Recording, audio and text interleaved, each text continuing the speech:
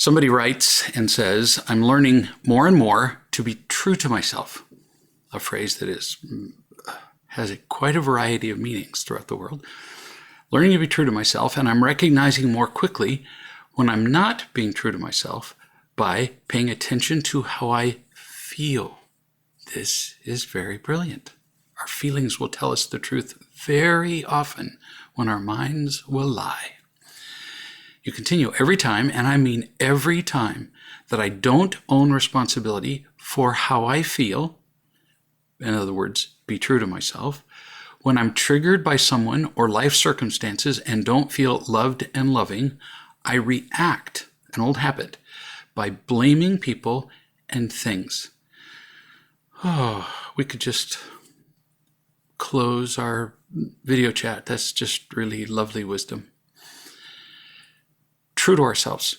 It means to tell the truth about ourselves to ourselves. The truth about how things really are, not necessarily the truth about how we see them. That's very often a lie that we were taught in the past. And it also implies moving toward living the truth. So there's a lot to be true to ourselves, lots of meanings, and few of them have anything to do with the way people think of true to themselves. But blaming is the opposite of that. It's telling lies to ourselves, clearly, about ourselves and about other people. It's repeating foolish and stupid and unproductive old judgments that we were taught incorrectly, lies. We're pretty cheap, almost all of us. It takes almost nothing for us to go into blaming. It's a complete self-deception when we do it. It's mostly unconscious. So how could we do that and be true to ourselves at the same time? Can't. You continue. Even with the blame being subtle, either to myself or others, that leads to guilt and shame when the story, the event, the circus, whatever it is, has run its course.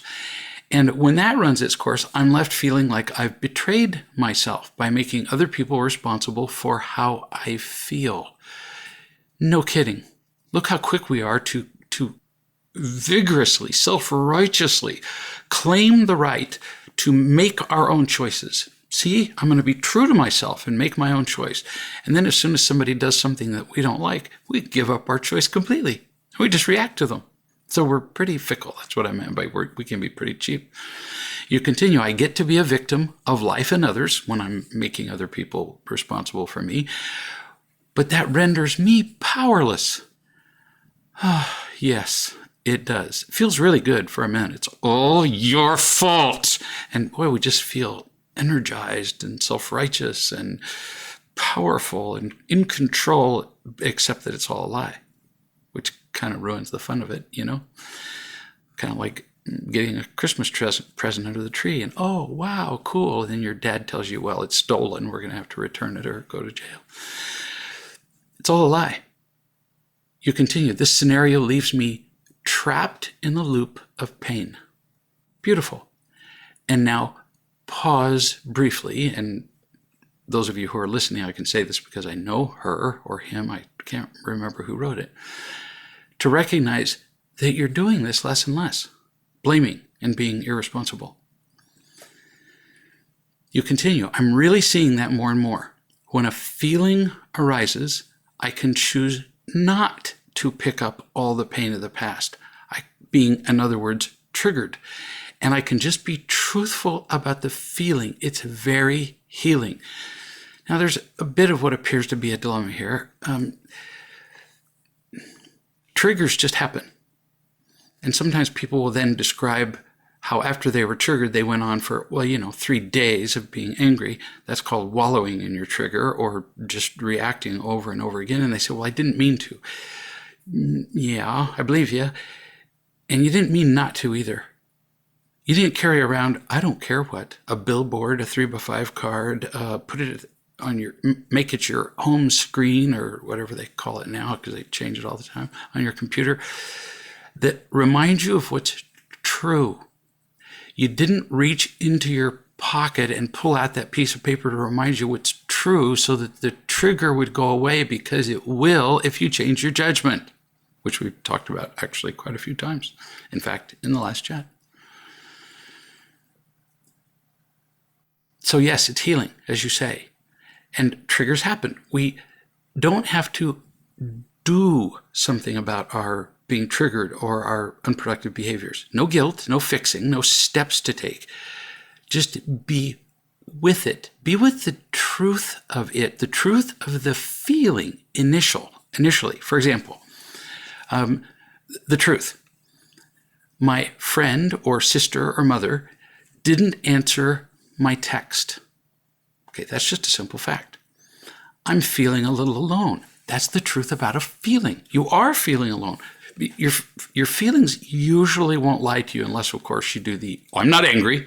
And, well, then your need to protect yourself overwhelmed your feelings of being afraid. I'm feeling a little alone because somebody didn't answer my text. It reminds me of my childhood, and I discovered that I wasn't prepared to be reminded. That's another kind of code for saying triggered. I wasn't prepared for that. I wasn't feeling loved enough, as opposed to the lie we tell ourselves, which I think I hear a variation on this almost every day, which is, oh, they don't care. They don't care about me.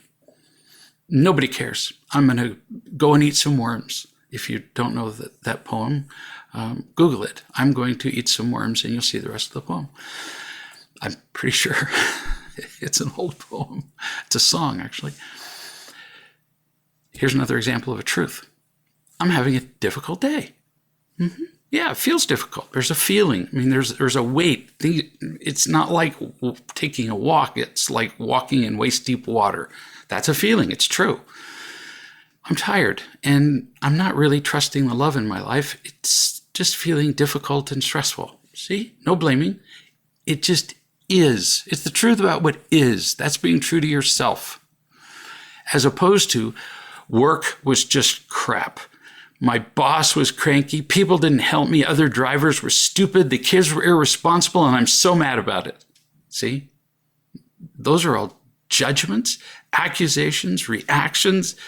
Woo! Now, there are plenty of feelings in there, but they're feelings that come from lies. That's what you pause and ask yourself. Does this feeling come from the truth? There are people who love me, and my life is actually improving, and I'm learning. It's getting pretty good, and I'm not alone. Or it comes from the lies that you learned when you're 4, which is true for most of us. You continue. Sometimes I just remember that I'm loved, which can be very healing. But it's not work. Priceless. It's remembering and allowing the healing. You say, and there's always a gift of seeing clearer how I've not been true when I forget who I am. But with remembering love, I feel more connected, and always, not sometimes, always, it's accompanied by gratitude. It's a bit miraculous. By the way, that's just a hint for the rest of us. If you get too genuinely grateful, listen, you're not lying to yourself. No kidding. You're not repeating the lies of the past. You're not just reacting. Nobody gets hit in the head with a shovel and reacts with gratitude. No. Gratitude is something we decide based on true judgments. Based on what this person was saying, being true to herself. You conclude, this is what I meant by life feeling joyous.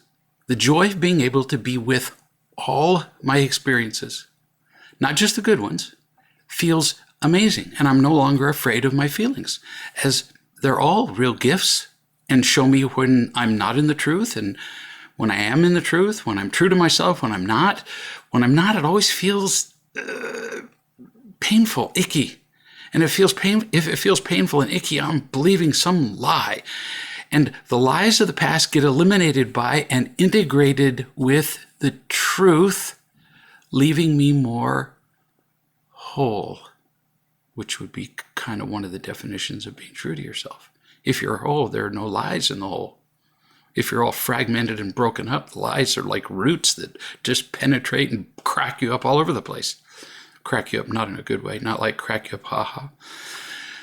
You conclude, I'm so grateful to the people who loved and taught me and made all of this possible. Notice, how does she conclude this? All of this understanding and living and talking about her feelings. She concluded it with, I'm so grateful. That's not a reaction. That's a choice. That's putting it all together. Ooh, kill me. This was good. Now I wish I could remember who sent it. Next person says, my son married a woman who already had a son, Aaron. So stepson, I don't really like the word stepchildren very much. So her son has a son that his wife already had, who has to spend almost half his time with his unkind and unloving father. No surprise there. I mean, there's a reason people get divorced. Every time he comes home to my son's house from his father's house, he acts withdrawn and awkward. Yeah, when people are scared to death and not loved, they do either act withdrawn and awkward or really angry and aggressive. He's 8 years old and doesn't like to be physically held. So he's very likely already got PTSD at age 8. Now, yeah, he could have some variation on Asperger's or one of the 200, terms that are presently in vogue to explain our children's behavior. But see, how do you really know if a child has Asperger's or attention deficit disorder or whatever when the child's reacting to constant and profound pain, PTSD? You can't. So a patient comes in to see me in the emergency room. I worked there for many years. And we're trying to diagnose whether he's having an allergy to shellfish. But he has the knife plunged into the middle of his chest. Doing skin testing for shellfish probably isn't our best move, and we're probably not going to get a whole lot from it. We're going to have to pay attention to the knife in his chest first. And that's what this little kid's got. A knife in his chest, in his heart. And now we're wondering, how come he doesn't like to be held? Pfft, why would he? You continue. He's very smart, plays soccer, does a lot of the same things other kids do, but it's hard to know how to be around him. I'll bet. The kid is 8. So if it's hard to know how to be around him, listen slow, you have to figure that out, not him. No 8-year-old's going to give you the key to his heart. Grandma, here's how you do this. No. You have to experiment. You have to take chances. You're going to get it wrong sometimes. I'll be darned. And your son may not like it when you get it wrong. Well, I'll be darned again. At least somebody's trying. But it's obvious you can't treat him like the other kids. He doesn't behave like the other kids. And you obviously can't treat him like he's already feeling loved and is going to be dying for your warm embrace either. You can't wait for him to initiate warmth. Come give grandma a hug. Oh, if I had $1 for every time I've heard a parent or grandparent say that. It's a terrible expression and a wrong thing to do, really. It demands affection from a child. You continue, my son feels like I give the other grandkids more attention than we do Aaron. That would be uncomfortable to hear. And he's probably right. You probably do give more attention to the other kids because, as you yourself just said, Aaron is more difficult. So you would just unconsciously spend less time with him because you're a little bewildered how to treat him. You've already said that. We tend to avoid people who are more difficult or weird. People who are different are avoided by other people in social circles of every description, including families. And you say, so that isolates, you were talking about how he's different. You spend less time with him, so that isolates Aaron even more. And your son would have a tendency to accuse you of what he does himself. I'll bet he spends less time with Aaron than would be good for Aaron. And blame you because, well, he feels helpless. He doesn't know what to do. In fact, if he were spending sufficient time and love, not just time, with Aaron, this problem would very likely not exist. But it's easier to blame you. He could change what he's doing and the way he sees the world and himself, or let me think, blame you. Well, it's shorter. It's easier. You say my other grandkids will come and sit on my lap and ask me to play with them, and they want to play when I ask them what they want to do. Sometimes Aaron will do those things, but most of the time he doesn't. The fact that he sometimes does those things makes a medical condition like Asperger's actually less likely. So see, sometimes he's social and sometimes he'll let you hold him, but most of the time he won't. Kids who have a no kidding, genetically predisposed condition don't turn on and off like that. So it's more likely that he's just in emotional pain, which I call PCSD, which is just PTSD from childhood. So you have to experiment. Remember, this kid doesn't know what to do. If he did, he'd already be doing it. You don't either know what to do, which is why we're talking right now. Experiment with telling him what you're going to do, not asking him what he wants to do. His tendency would be say, I don't know. I'd bet $100. That's the answer he gives. I don't know.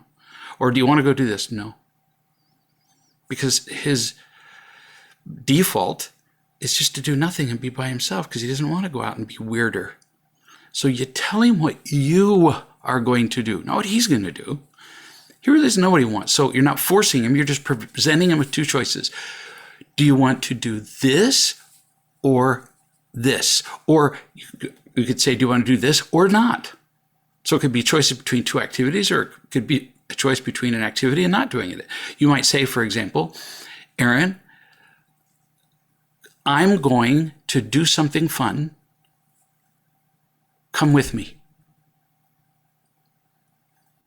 It sounds commanding, but your tone makes all the difference in the world.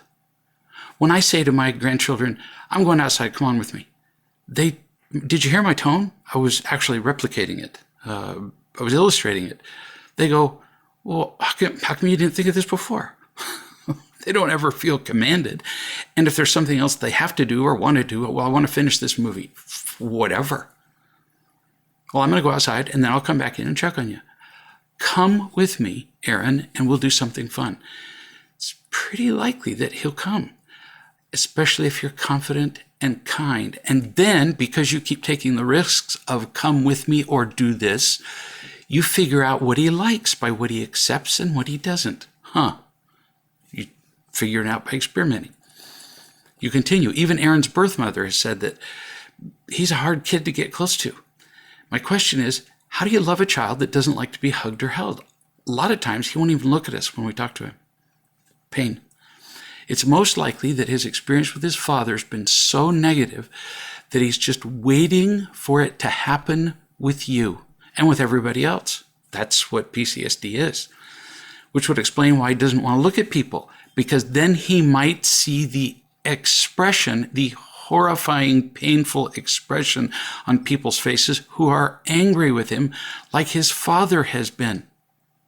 Who wants to see somebody look at you with an expression of you're just a worthless, steaming pile of excrement? Who wants to see that look? Nobody does.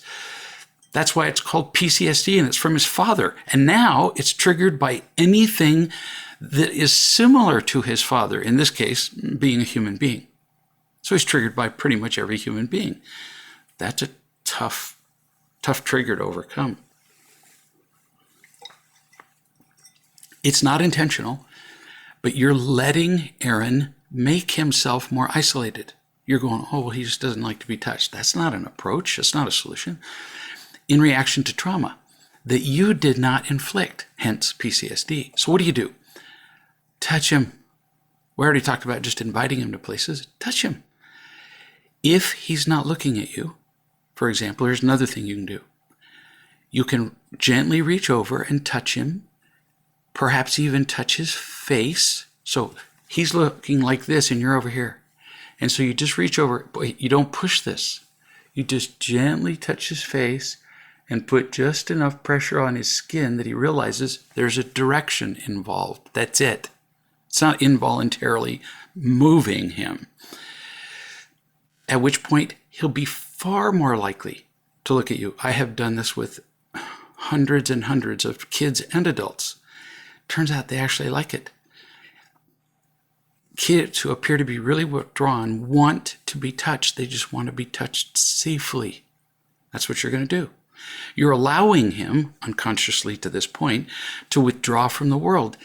That's not going to turn out well. It gets worse. And then eventually they become the weird little 35-year-old guy who's having hallucinations and is on antipsychotic drugs, sitting in a little apartment on disability and incapable of doing anything. I'm not exaggerating.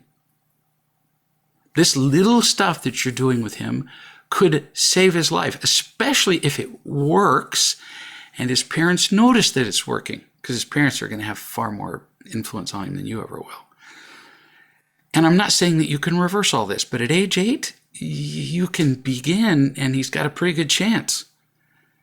But the alternative is to wait till he's 35 and then wring your hands and go, what are we going to do with this little kid who's on antipsychotics and isolated in an apartment? Yeah, not much. Not usually. That's usually the end of it. Once they get to that place and they're on drugs, well, it's just over. You conclude this email by saying, I really want to learn to love him so that he knows that we love him. Again, so be the grandparent. You're not a peer. Don't let his standoffishness affect what you decide to do. Now, second email, same person. I've done some more digging, says Grandma, and I've learned that Aaron's father is angry at him all the time. Why am I not surprised by this? And the boy struggles to please him, but fails. No surprise again. And my son has no idea what to do, which is what I predicted before we got to this email. Of course he doesn't. Here's this little standoffish kid, and your son didn't inflict the pain, but he doesn't know how to do anything about it either. He's a kid. Your son and his wife, Aaron's mother, blood mother, need to prepare him, in addition to loving him at home, for his dad's anger. Nobody ever does this with kids. No, they just send him over to the ex's house and go, oh, hell, what are we going to do? And then he comes back and he's a mess, and we still say, oh, hell, what are we going to do? Give him some examples of what to say. An 8-year-old has no idea what to say when his dad's angry. None, except just withdraw. So he could say, quote, Dad, having practiced this with you, Dad, I feel sad when you get angry at me. End quote. See how non-threatening that is? And it shows little Aaron that he's actually not helpless. And for most parents, even angry ones, when a little 8-year-old looks up at you and says, I'm sad when you do this. When you hit me, it turns out I actually don't like it. Most parents melt. They just feel too ashamed to keep going. And normally I don't advocate shame, but if an 8-year-old can shame his father, I'm good with it, really. This is fine. If he says that enough to his dad, and I mean he says it every time his dad gets angry, because the first time his dad will probably be stunned, but he'll recover and get angry again.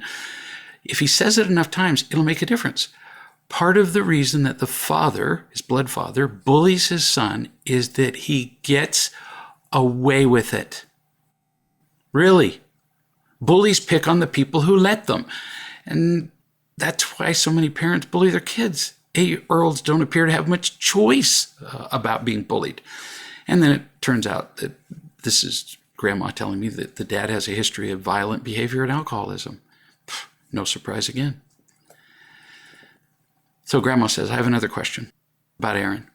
When I hug him, and we can tell it's not something he wants us to do, how do we hug him so that we aren't making him feel like he has to let us hug him?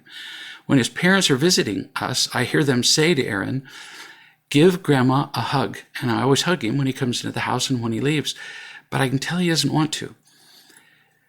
He's old enough at 8 for you to have a discussion about hugging, but not while he's being hugged, and not while he's on the way out the door and being ordered to hug you, which, by the way, we're going to put an end to. You talk to him by yourself when nothing else is going on and you're not going to be interrupted, and you talk about love. And you say, do you like it when I love you? Now, he's 8 years old. He does like it. And he knows what love is. He doesn't know what unconditional love is, but he has an idea that he likes the idea of kindness and giving and time. He's got that. And you could use those as examples. You could give him examples of when he has smiled. So if he goes, because withdrawn kids will do this. If you ask them a question, the most common answer is what? I don't know. Why do they say I don't know? They're terrified to get it wrong. He doesn't dare answer any questions that his blood father asked him, because his father will use that as an example to get it, or as a excuse to get angry at him. So talk to him about how he has smiled when you've done certain things with him. Point them out. And you say those are evidence of you being loved and you like it. Talk about how hugging is one way you can communicate that, along with smiles, touching, doing things together, and so on.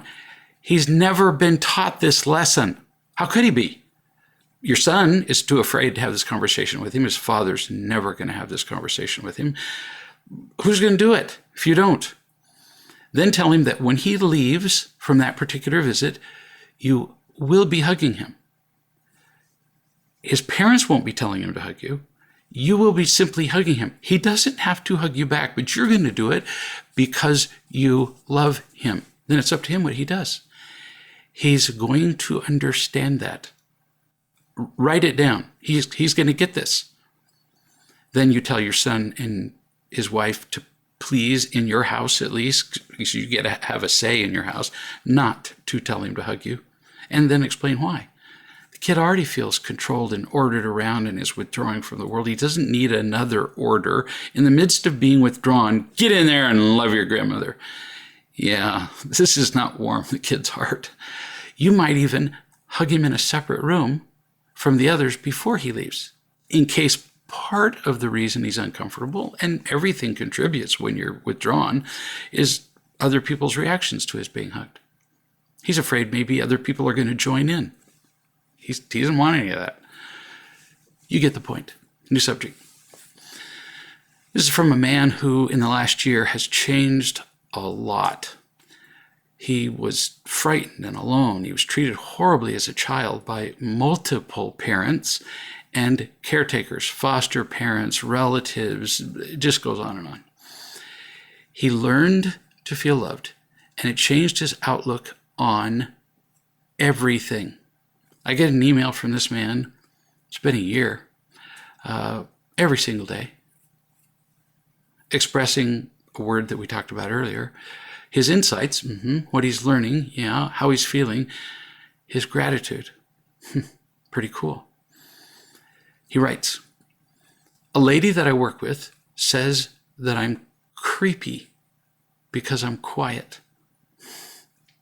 I've heard this one before. Some people find me creepy too. Why?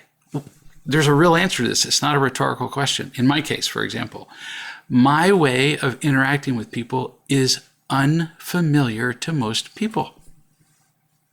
I don't trade imitation love with people. I don't sit around in social circles and exchange stories and laugh at stories that aren't funny and say the things that I think you're going to like because then maybe you'll like me. I don't do that.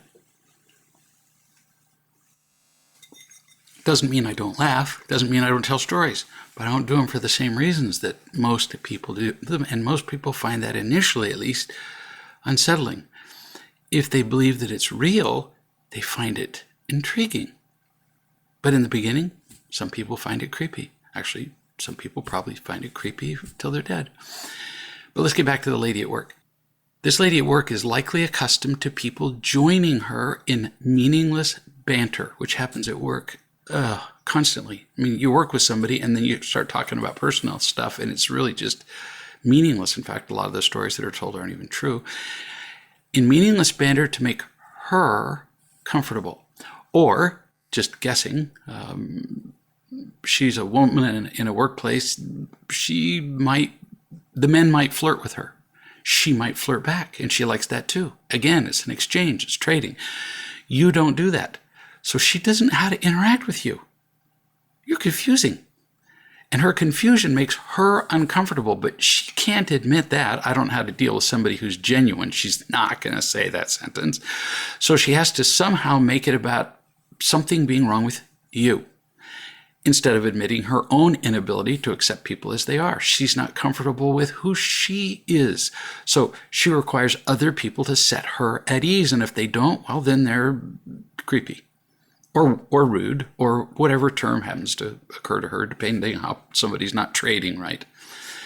You continue, I don't pay her any attention like all the men do. That's what I was talking about earlier. It's very likely that she flirts and they pay attention to her. And they do it either to entertain her or to get something from her. Either way, it's not genuine.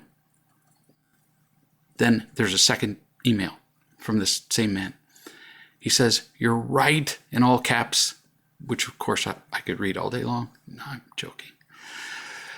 You're right. I don't join in like everybody else does. She has nothing that I want from her. She has nothing to offer me, and so she finds this strange and uncomfortable. If it doesn't look a certain way that she wants, then she can't understand it. So to protect herself, she criticizes me instead of facing her own uneasiness. Poof, you got it. New subject.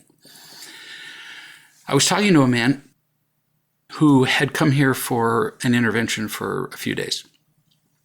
We talked about what real love is, and he realized when he first got here, or before I got here, I can't really remember, that he had never experienced it ever in his life.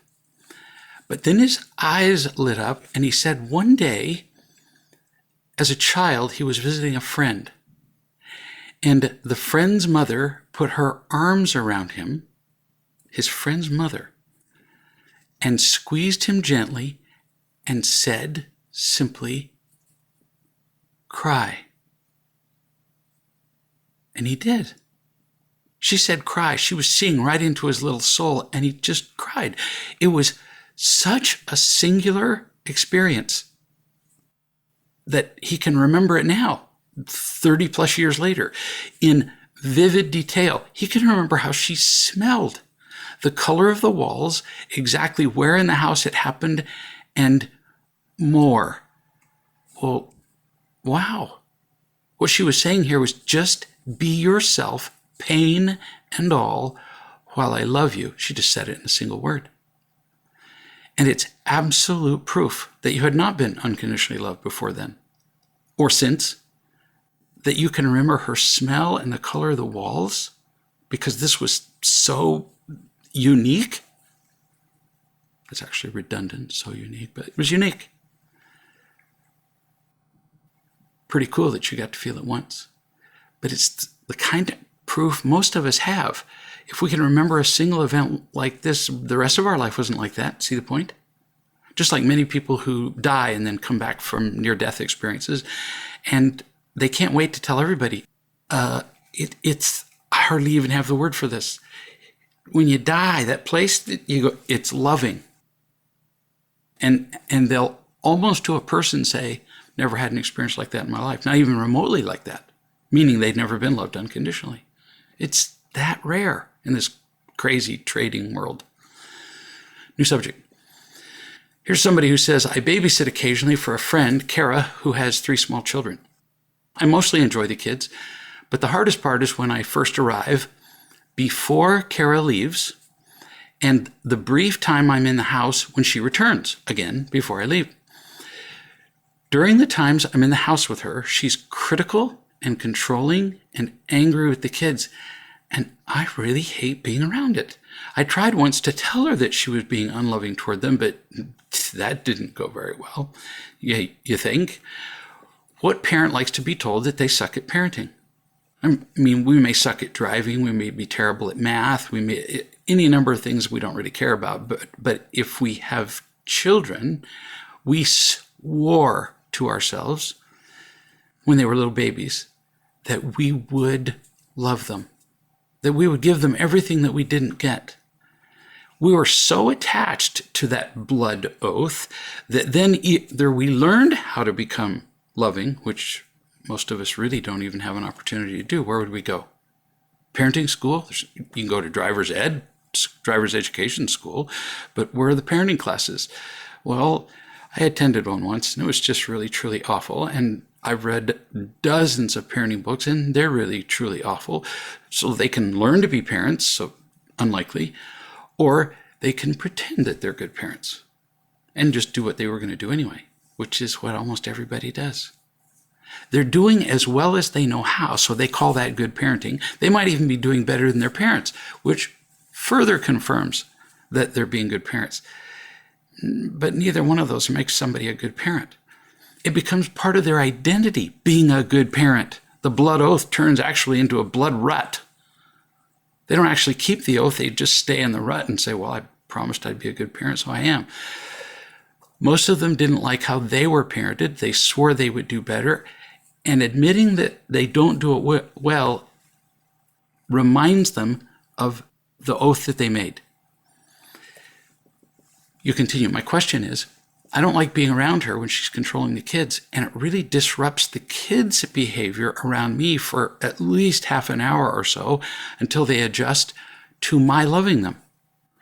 Should I stay with the job of babysitting for the kids' sake? Depends entirely on how much it bothers you to have the kid's mother there. It's up to you. If it drains you and you're not desperate for that particular job, well, then I'd leave. Anything that drains you that's not utterly essential, get out of it. If it doesn't drain you, it's just a short period of stress. Do not stay in that job because you feel responsible for the happiness of the kids. In their lives, you're just a blip. Now, a positive blip maybe, a good thing, but you're just a blip because then mom comes home and they go right back to being taught the lies that they're very likely going to carry with them for the next 70 years. And if you're drained, it's not worth helping them for a few hours when really probably isn't going to make any difference. New subject. This person writes down the equivalent of a cry of distress. I can't sleep. I'm all agitated. I need help. How can I go from feeling calm and peaceful to this? I was calm and peaceful earlier today, and now I can't sleep. Again. I can spell that for you later if you'd like. I just finished the end of my late work shift, and I'm tired and a bit drained. Well, that's part of the point. You can't even think about how you really feel when you're physically tired or sick. It's too draining. It's not really you. Don't go making assessments of yourself when you're tired or sick. Now, I'm shooting in the dark here. Could be wrong. I know so many people who work night shifts. You just mentioned, let's see, I finished the end of my late work shift. And most of them work nights because they then tend to think of the entire next day as free to them to do stuff. Wrong. Sleep has to be scheduled, or you're going to cheat and end up feeling drained. And in subsequent emails and other ways of connecting, I've discovered that that's exactly what she does. She works the night shift and then comes home and spends time with the kids, and then spends time with church stuff, and then spends time with mom and dad and blah, blah, blah, blah. And then she goes to the next night shift and she hasn't slept. And then she wonders why she feels tired and drained. Yeah, you can't do that forever.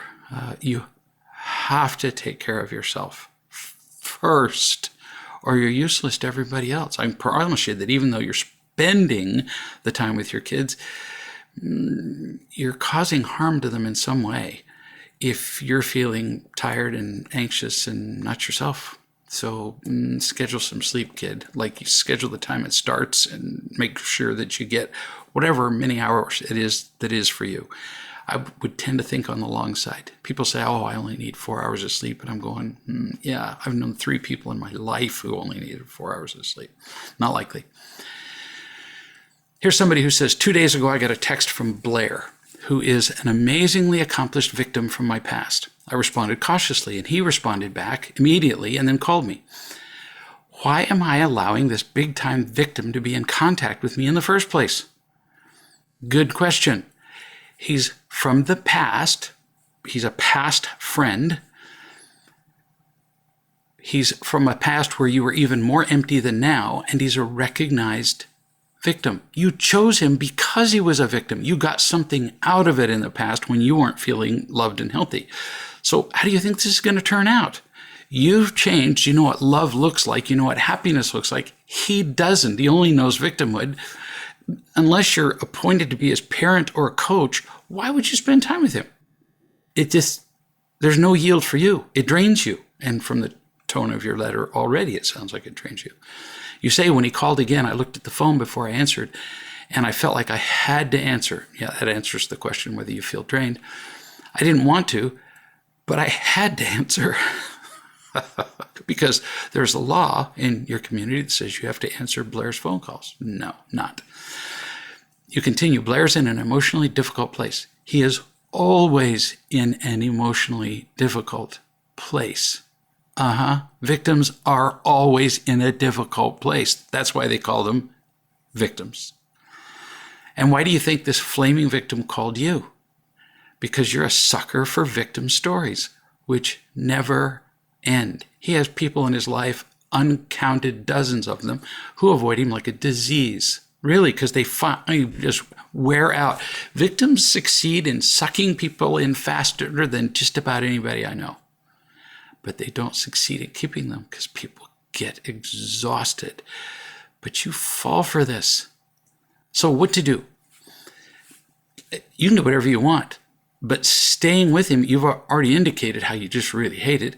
Make a decision that you're not going to help him. Oh, you would hate saying those words. I refuse to help him. Why? Because you can't. Really? Because you can't. Why do I not climb Everest without oxygen? Me. Because I've already figured it out ahead of time. I can't. Not really interested in it either. But I'm not going to.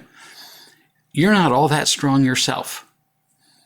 And to the people who are listening, I know this person, so I'm not insulting her. She's just not all that strong yet. So he will drain you. Victims drain everybody. But to somebody who's not all that strong and is a sucker for this approach, oh, it's just a disaster. So there's no yield in your talking to him. You'll be drained, score of 0, and you won't help him. 0. 0 plus 0, see, even with my limited math skills, 0 is the total. So why would you go into a situation where the score is 0? It's guaranteed to be 0. You say he's looking for somebody to talk to. It's not nice, you say, to ignore a phone call from a hurting friend. Gee, I wonder how many people taught you that. Almost certainly your parents. It's not nice to behave like that toward whoever.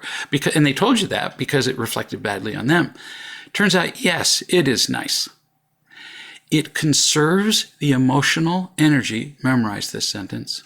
It is nice to say no because it conserves the emotional energy you have for people who could actually use it. Did you get that sentence? If you didn't, back up your whatever you record this on and play it again. It is loving to say no. Loving, not just not unloving. It's loving. Is it not nice of me to do nothing about the civil war in Sudan? Is that not nice? Well, no. Why? Because I can't do anything about it. It's not nice. I can't, so I don't. There's no, the word nice doesn't even apply to this situation, nice or not nice. But I can choose, because I've chosen not to worry about the civil war in Sudan or get on a plane and go to Sudan and discover that I'm useless there because, well, I don't speak whatever tribal dialect there is and I don't understand the culture. I would be useless. So I could do that and be useless and nice. Or I could sit here and write to you. Which is more useful? Which is wiser? Which is more loving? The more loving thing is to talk to you and say no to Sudan. Really? Same applies to you. You say no to this victim who you're never going to help and conserve your own emotional energy in the beginning for your own healing. And then eventually so you can learn to love other people who are in the beginning a little easier. You say he will know that I'm avoiding him if I text and then don't answer his phone call. Well, or you could just not text in the first place. Don't text. You responded right in the beginning. You said cautiously. Mistake. Don't make it worse by continuing to respond. It's already not working well. We can't waste that invested time, so let's waste some more. Doesn't make sense. It will never end. Don't answer the phone. Don't answer his texts. He will go away. I promise you, he's experienced this from uncounted people, and you're not the one to help him. You continue. Not talking to an old friend makes me a bad person. Okay, so to everybody else who's listening, this is an example, and we've already gone through others in just this email, of a judgment in the past, from the past, that's wrong. That's a lie. And if we keep acting on wrong judgments, then we end up with inappropriate feelings like guilt, obligation, exhaustion, and inappropriate responses. So we got to change the judgment. Listen to this judgment. Not talking to an old friend makes me a bad person. Where's that written? So I answered the phone. Too bad. Too bad that you answered the phone before you wrote this and got a response. Blair had a long string of complaints about his life. No way, a victim. It went on, and then he tried to engage me in bashing my own ex. It just says ex. I don't remember ex-husband, ex-partner, or something. See my point? Victims feed on people and their pain. He's like a vampire. He would just suck you dry and move on to the next person and not think a thing if you were emotionally drained as a result or dead. It wasn't enough for him to bash everybody else. He wanted you to bash somebody, to join his circus. You say, after half an hour of complaining and blaming, I said I had to go, but he kept going for another half an hour. Honey, he didn't keep going for another half hour. You let him go on for half an hour. Really, he didn't do this to you. When I say goodbye to somebody, people are initially surprised by it. I say, well, I have to go, and they go to speak, and the next sound they hear is click. I have to go isn't followed by but. And it's not rude. I have to go. If I have to go, if I really have to go, I'm not going to spend the time to explain to you why I have to go. I have to go. There's a kid who's hanging by his neck out of the slats in a crib. I can hear somebody crying outside. I just heard a tree fall who cares? I get to decide when I have to go. You don't. You let other people decide for you. That's kind of icky. It was exhausting, you say. So in your own words, you recognize that it's icky. And after a couple of hours of sleep, I woke up agitated and couldn't sleep. So this guy's sucking the blood out of you in the daytime, and he's sucking the blood out of you while you're sleeping, and yet you're still answering the phone. Following this yet? I'm even having urges to hurt myself, as I've done in the past. I have a history of cutting and, injuring myself. Well, this is turning into a distinctly not positive experience, wouldn't you think? You really need to avoid this person completely. No texting, no phoning, no acknowledging. If he speaks, if you meet him on the street, I'm really not kidding. You're making my point beautifully. You've proven you can't handle a victim. You don't have the strength yet.